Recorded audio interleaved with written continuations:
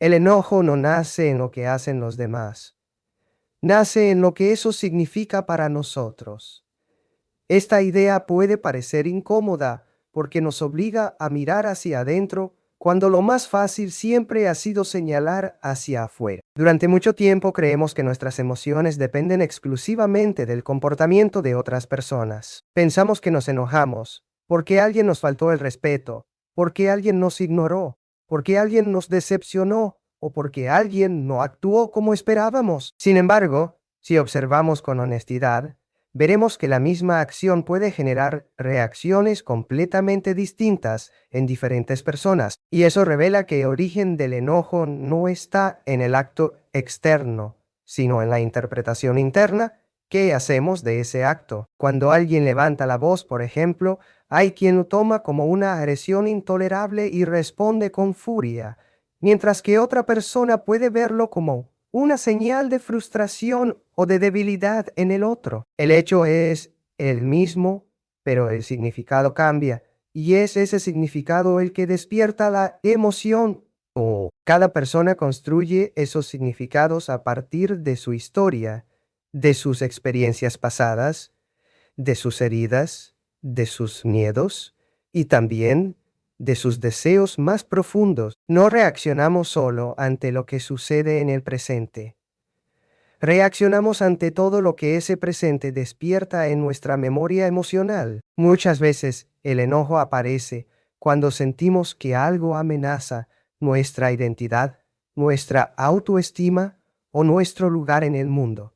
Si alguien nos critica, no solo escuchamos una opinión sobre algo que hicimos, muchas veces escuchamos una sentencia sobre quiénes somos.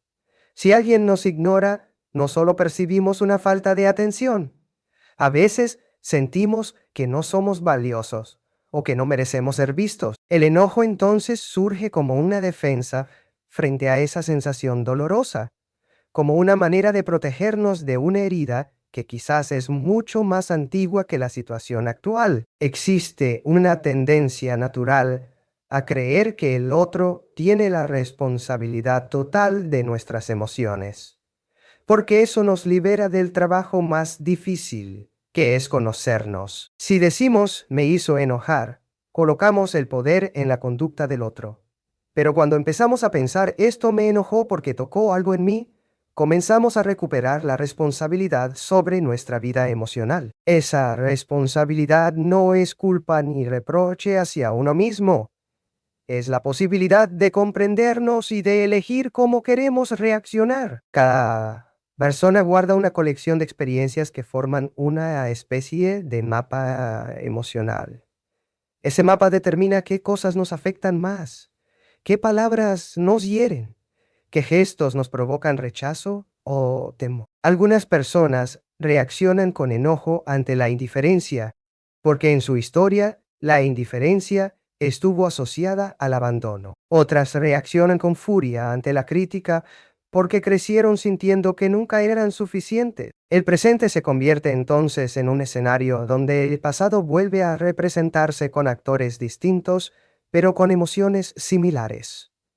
El enojo, en este sentido, puede ser entendido como una emoción secundaria. Detrás de él suelen esconderse sentimientos más vulnerables, como la tristeza, el miedo, la vergüenza o la sensación de pérdida. El enojo tiene una energía intensa que nos hace sentir fuertes, activos, listos para defendernos. Reconocer la tristeza o el miedo, en cambio, nos enfrenta con nuestra fragilidad. Y muchas veces preferimos sentir enojo antes que aceptar esa vulnerabilidad. Por eso resulta tan importante detenernos cuando sentimos que la ira aparece, no para reprimirla, sino para preguntarnos qué está tratando de decirnos. Cuando logramos identificar el significado que le damos a lo que ocurre, descubrimos que tenemos un margen de libertad mucho mayor del que imaginábamos. No podemos controlar lo que otros dicen o hacen, pero sí podemos revisar las ideas, creencias y expectativas que utilizamos para interpretar sus acciones. A veces esperamos que los demás actúen según nuestras necesidades emocionales, como si el mundo tuviera la obligación de adaptarse a nuestras heridas. Muchas veces llevando a removiendo de alinear ego y establecer a nuestras heridas. Cuando esa expectativa no se cumple, aparece el enojo como una reacción al choque entre lo que deseamos y lo que realmente sucede. Comprender que los demás actúan desde su propia historia no significa justificar conductas dañinas ni aceptar el maltrato. Significa reconocer que cada persona responde desde sus recursos, desde sus limitaciones y desde su manera particular de entender la vida. Cuando entendemos esto, el enojo puede transformarse en una emoción más compleja, menos impulsiva, más conectada con la reflexión. La comprensión no elimina el dolor, pero reduce la necesidad de atacar o de defenderse de manera automática. También es importante reconocer que el significado que damos a las acciones de los demás no es fijo ni mutable. Puede cambiar a lo largo del tiempo si estamos dispuestos a revisar nuestras creencias. Una palabra que antes nos resultaba intolerable puede perder su poder cuando entendemos por qué nos afectaba tanto. Ese proceso requiere valentía, porque implica cuestionar relatos internos que hemos construido durante años y que muchas veces sentimos como verdades absolutas. Cuando empezamos a observar nuestras reacciones con curiosidad en lugar de juzgarlas, el enojo se convierte en una oportunidad de autoconocimiento. Cada vez que algo nos irrita intensamente, aparece una pista sobre nuestras necesidades emocionales, sobre nuestras inseguridades o sobre nuestros valores más profundos. En lugar de ver el enojo como un enemigo que debemos eliminar, podemos verlo como un mensajero que señala aspectos de nosotros mismos que necesitan ser comprendidos. En la vida cotidiana, este enfoque cambia profundamente la manera en que nos relacionamos con los demás. En lugar de responder de inmediato, podemos tomarnos un momento para preguntarnos qué significado le estamos dando a la situación. Ese pequeño espacio entre el estímulo y la respuesta permite que la emoción no se convierta en una reacción destructiva. Permite elegir palabras distintas, tonos distintos, silencios distintos, decisiones que no estén gobernadas por el impulso, sino por la conciencia de lo que realmente sentimos y de lo que realmente queremos expresar. Reaccionar es automático. Responder es una elección consciente. La diferencia entre estas dos formas de actuar puede parecer sutil, pero define gran parte de la calidad de nuestras relaciones, de nuestras decisiones y de nuestra estabilidad emocional. Reaccionar es un impulso inmediato que aparece sin pedir permiso, como un reflejo que surge antes de que podamos pensar. Responder, en cambio, implica un proceso interno, donde intervienen la reflexión, la conciencia y la responsabilidad sobre lo que sentimos y expresamos. Cuando reaccionamos, generalmente lo hacemos desde una emoción intensa que toma el control de nuestra conducta. El cuerpo se tensa, la respiración se acelera, las palabras salen con rapidez y muchas veces sin filtro.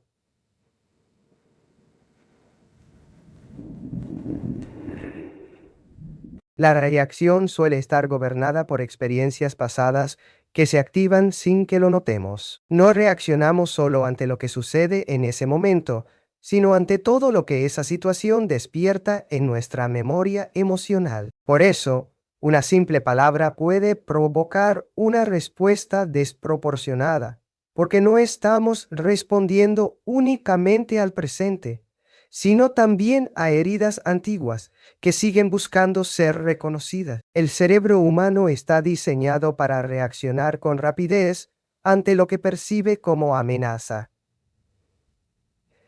Este mecanismo fue esencial para la supervivencia, porque permitía actuar sin perder tiempo en situaciones de peligro. Sin embargo, en la vida cotidiana, ese mismo mecanismo puede generar conflictos innecesarios cuando interpretamos como amenazas situaciones que en realidad requieren diálogo, comprensión o paciencia. Reaccionar puede dar una sensación momentánea de alivio o de defensa, pero muchas veces deja consecuencias que luego resultan difíciles de reparar. Responder exige detener ese impulso automático.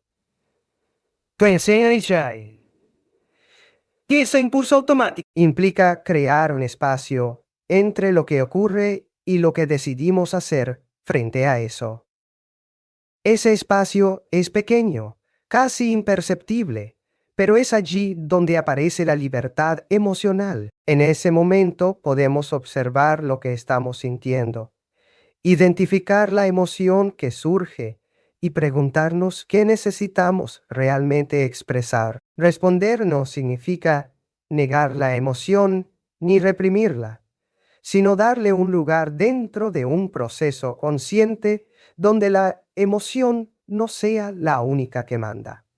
La reacción suele ser rápida, intensa y muchas veces impulsiva. Se alimenta de interpretaciones inmediatas que no siempre son precisas. Cuando alguien nos dice algo que nos incomoda, podemos reaccionar asumiendo que su intención fue lastimarnos, aun cuando tal vez esa no haya sido su intención real.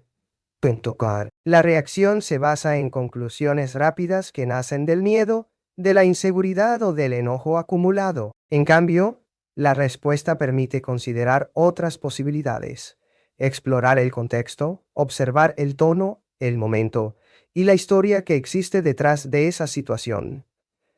Responder también implica asumir que somos responsables de nuestras emociones y de nuestras conductas. Cuando reaccionamos, solemos sentir que el otro nos obligó a actuar de determinada manera. Decimos que no tuvimos opción, que la situación nos superó, que cualquiera habría hecho lo mismo. Responder implica reconocer que siempre existe un margen de elección, aunque sea pequeño. Esa elección no significa que sea fácil controlar lo que sentimos, sino que podemos decidir cómo expresar lo que sentimos. Muchas discusiones nacen de reacciones que se encadenan. Una persona reacciona con enojo, la otra responde con más enojo. Y así se crea un ciclo donde nadie escucha realmente al otro. Cuando alguien decide responder en lugar de reaccionar, ese ciclo puede interrumpirse. La respuesta consciente introduce una pausa que cambia el ritmo del conflicto. Permite que las palabras tengan un propósito en lugar de convertirse en armas.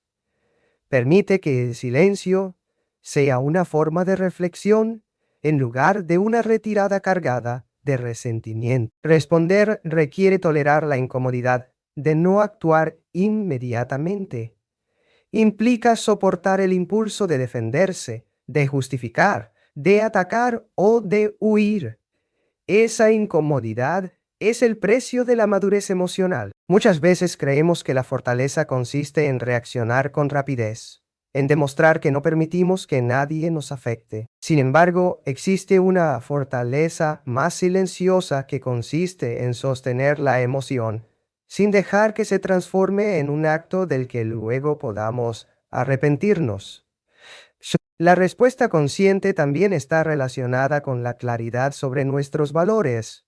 Cuando sabemos qué tipo de persona queremos ser, resulta más fácil elegir cómo actuar frente a situaciones difíciles. Si valoramos el respeto, la honestidad o la empatía, esas convicciones pueden funcionar como una guía que nos ayude a responder de manera coherente con lo que creemos importante. La reacción, en cambio, suele estar guiada por el impulso del momento, sin considerar si esa conducta representa realmente quienes queremos ser. Responder implica escuchar, no solo al otro, sino también a uno mismo. Escuchar lo que sentimos, escuchar lo que necesitamos, escuchar las razones que hay detrás de nuestras emociones.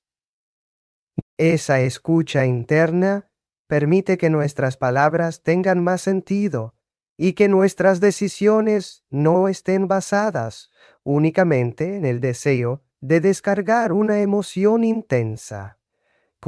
Diríais, muchas veces, cuando respondemos con conciencia, descubrimos que lo que necesitamos expresar no es enojo, sino dolor. decepción o miedo, y esa diferencia cambia profundamente la manera en que nos comunicamos. Aprender a responder es un proceso que requiere práctica y paciencia. No se trata de lograr un control absoluto sobre las emociones, porque las emociones forman parte de nuestra naturaleza. Se trata de desarrollar la capacidad de convivir con ellas sin que determinen automáticamente nuestras acciones. Cada vez que logramos detenernos antes de reaccionar, fortalecemos esa capacidad. Cada vez que elegimos pensar antes de hablar, estamos construyendo una forma de relacionarnos más saludable con nosotros mismos y con los demás. Responder conscientemente también permite reparar relaciones que podrían romperse por reacciones impulsivas. Las palabras dichas en medio de la ira suelen ser difíciles de olvidar, porque nacen desde un lugar donde el objetivo no es comprender, sino defenderse o atacar. Cuando respondemos desde la conciencia, el lenguaje cambia, el tono cambia, la intención cambia.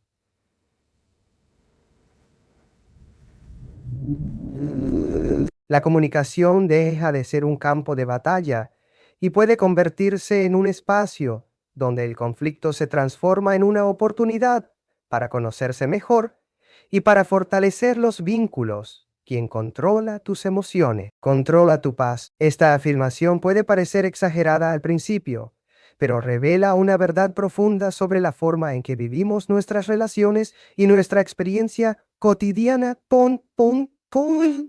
Claro, muchas veces creemos que nuestra tranquilidad depende de lo que sucede a nuestro alrededor, de cómo nos tratan los demás, de si las circunstancias son favorables o adversas. Sin embargo, cuando observamos con detenimiento, descubrimos que la paz emocional no está determinada únicamente por lo que ocurre, sino por el poder que concedemos a otros sobre nuestro mundo interno. Desde pequeños aprendemos a reaccionar frente a la aprobación y al rechazo.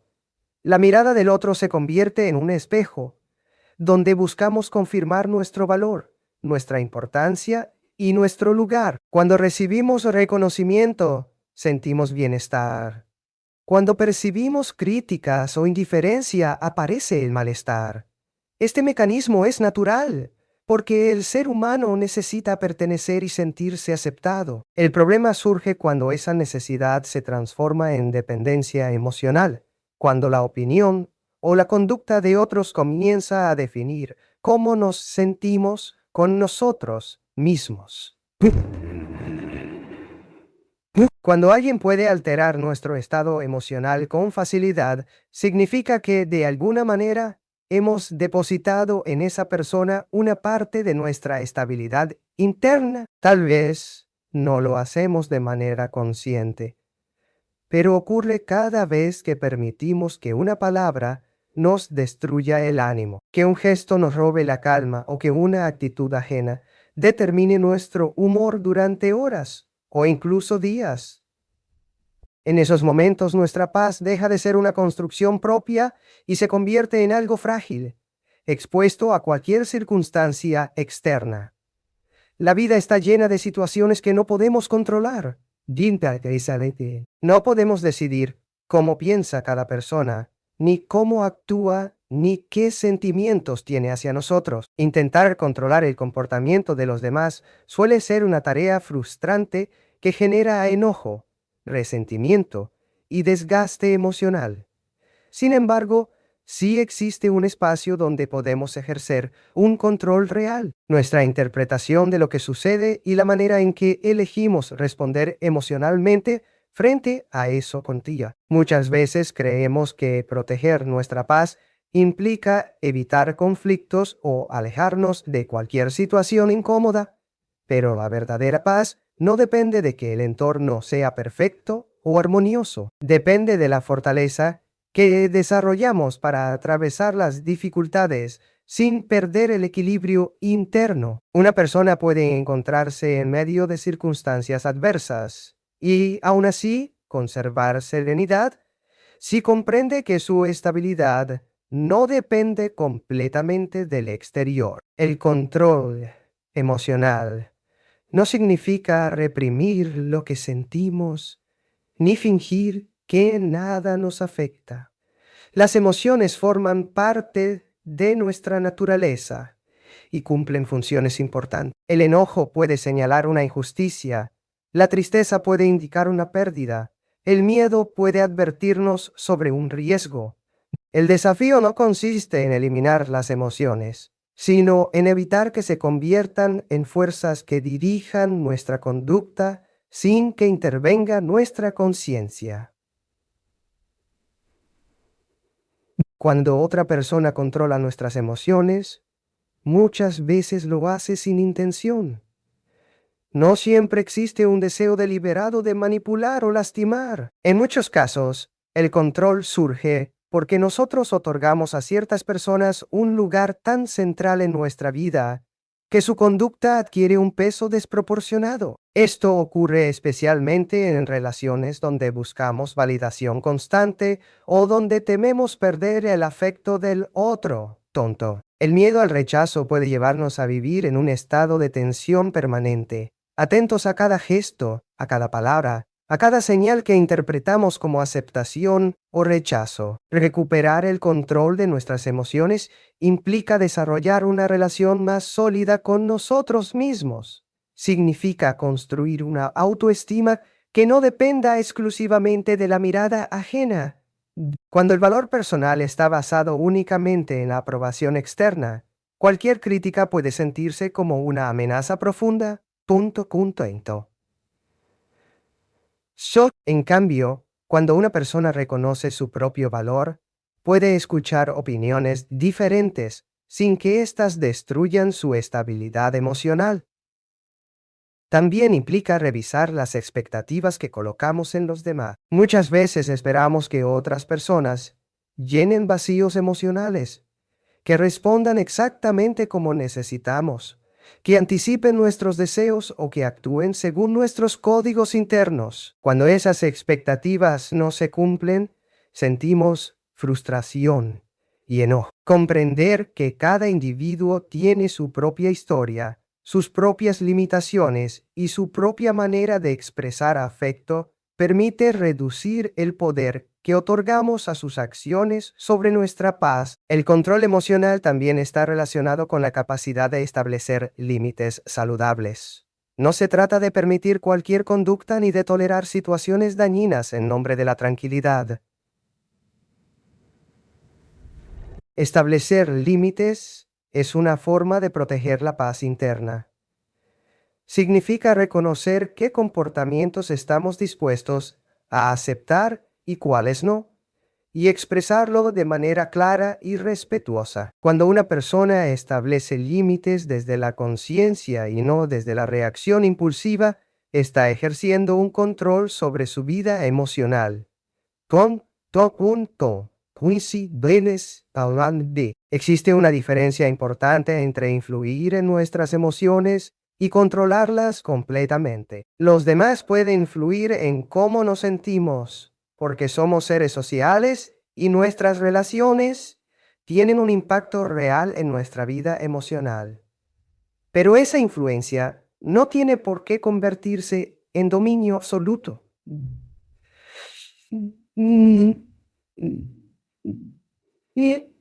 Cuando reconocemos esa diferencia, comenzamos a recuperar la responsabilidad sobre nuestro bienestar emocional. La paz interior es una construcción que requiere autoconocimiento, práctica y paciencia. Implica observar nuestras reacciones, identificar qué situaciones nos afectan con mayor intensidad y comprender por qué. Cada vez que logramos detenernos antes de dejarnos arrastrar por una emoción intensa, fortalecemos nuestra autonomía emocional. Cada vez que elegimos reflexionar antes de actuar, reducimos el poder que otros tienen sobre nuestra estabilidad. Comprender que nadie debería controlar nuestras emociones no significa aislarnos, ni dejar de valorar nuestras relaciones. Significa relacionarnos desde un lugar donde el afecto y el vínculo no se conviertan en dependencias que amenacen nuestra paz. Las relaciones más sanas suelen ser aquellas donde cada persona es responsable de su mundo interno y donde el encuentro con el otro enriquece la vida emocional, sin convertirse en la única fuente de equilibrio. Cuando una persona recupera el control de sus emociones, cambia la manera en que experimenta la vida cotidiana. Las críticas pueden convertirse en oportunidades de aprendizaje en lugar de ataques personales. Los desacuerdos pueden transformarse en espacios de diálogo en lugar de conflictos destructivos. Las conductas ajenas dejan de ser detonantes automáticos de malestar y comienzan a ser situaciones que pueden ser observadas, comprendidas y enfrentadas con mayor serenidad. Muchas veces el enojo es solo dolor, miedo o tristeza intentando ser escuchados. El enojo suele presentarse como una emoción fuerte, ruidosa, visible y en muchos casos socialmente más aceptada que otras emociones que consideramos señales de debilidad.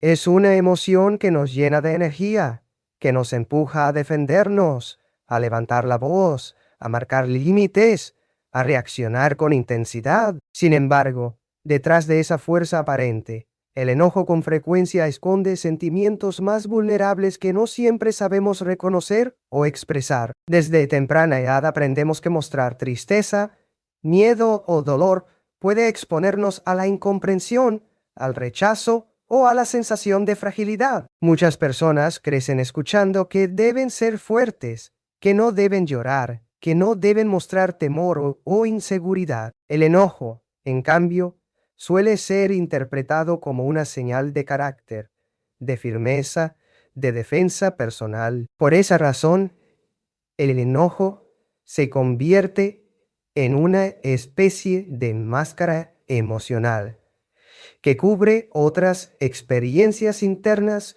que resultan más difíciles de aceptar. Cuando alguien se siente profundamente herido, puede reaccionar con ira porque el dolor resulta demasiado intenso o demasiado amenazante para ser expresado directamente. El enojo permite transformar la sensación de vulnerabilidad en una sensación de control. En lugar de mostrarse frágil, la persona se muestra fuerte. En lugar de reconocer la tristeza, aparece la rabia como una forma de proteger la autoestima. Punto. Esta transformación suele ocurrir de manera automática, sin que la persona sea plenamente consciente de lo que está sucediendo en su interior. El miedo también puede esconderse detrás del enojo. Cuando alguien percibe una amenaza, real o imaginaria, el organismo se prepara para defenderse. El enojo puede surgir como una respuesta frente al temor de perder algo importante, como una relación, una oportunidad, una imagen personal o una sensación de seguridad. En muchos casos, la persona no identifica el miedo que está experimentando, y lo que emerge hacia el exterior es una reacción cargada de irritación o agresividad. La tristeza es otra emoción que frecuentemente se oculta bajo el enojo.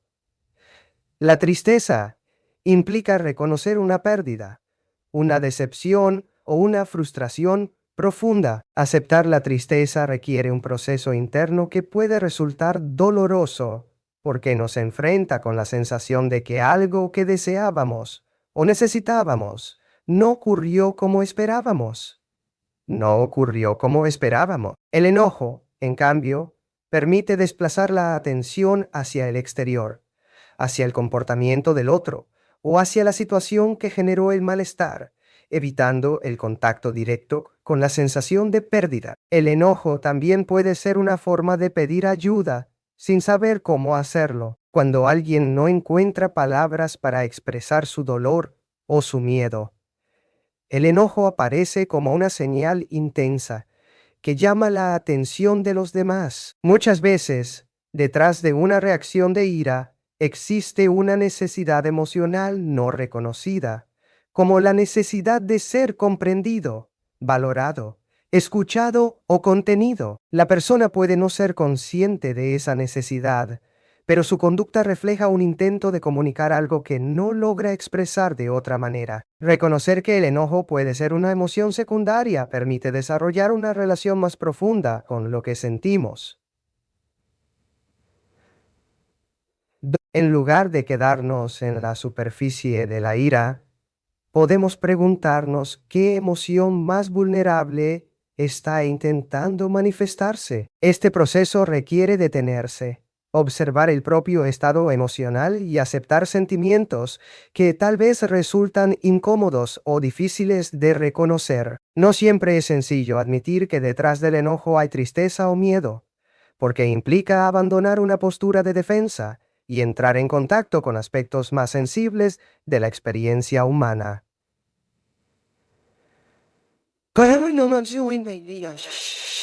Cuando logramos identificar las emociones que se esconden detrás del enojo, cambia la manera en que nos comunicamos con los demás.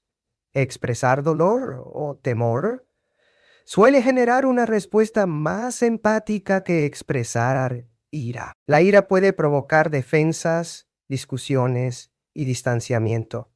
En cambio, cuando alguien puede decir que se siente herido, inseguro o triste, abre la posibilidad de un diálogo más honesto y profundo. Este cambio en la forma de expresar las emociones puede transformar la dinámica de muchas relaciones. También permite comprender mejor las reacciones de otras personas. Cuando observamos el enojo ajeno como la posible manifestación de un dolor o de un miedo, nuestra respuesta puede volverse menos defensiva y más comprensiva. Esto no significa justificar conductas agresivas ni aceptar el maltrato, sino entender que el enojo muchas veces surge de una experiencia interna compleja que la persona no sabe manejar de otra forma. El aprendizaje emocional implica desarrollar la capacidad de reconocer, nombrar y expresar las emociones en toda su complejidad. Muchas personas tienen un vocabulario emocional limitado y utilizan el enojo para describir una amplia variedad de estados internos. Pueden decir que están enojadas cuando en realidad están decepcionadas, avergonzadas, inseguras o frustradas. Ampliar la comprensión de las emociones permite responder a las situaciones de manera más ajustada y menos impulsiva. El contacto con las emociones más vulnerables también favorece el autoconocimiento. Cuando una persona reconoce que situaciones despiertan tristeza, miedo o dolor, puede comprender mejor sus necesidades emocionales y sus valores personales. Este conocimiento facilita la toma de decisiones más coherentes con lo que realmente necesita y desea en su vida. El enojo deja de ser una reacción automática y se convierte en una señal que invita a explorar aspectos más profundos de la experiencia emocional. Enterigo, uricante, deresalini, comisiano y celoferal. Aceptar que el enojo puede ser la expresión visible de emociones más profundas no implica negar su importancia. El enojo sigue siendo una emoción válida que puede señalar injusticias o límites que han sido vulnerados. Sin embargo, cuando se comprende su origen, el enojo pierde parte de su carácter destructivo y puede transformarse en una energía que impulsa cambios constructivos. La diferencia radica en que la acción deja de estar guiada exclusivamente por la ira y comienza a incluir la comprensión de lo que realmente está en juego a nivel emocional. Este proceso requiere tiempo, práctica y una actitud de honestidad con uno mismo. Implica observar las propias reacciones, sin juzgarlas, permitiendo que las emociones más vulnerables encuentren un espacio para ser reconocidas y expresadas. A medida que una persona aprende a escuchar el mensaje que se esconde detrás del enojo, desarrolla una mayor capacidad para relacionarse con sus emociones de manera más consciente y menos impulsiva.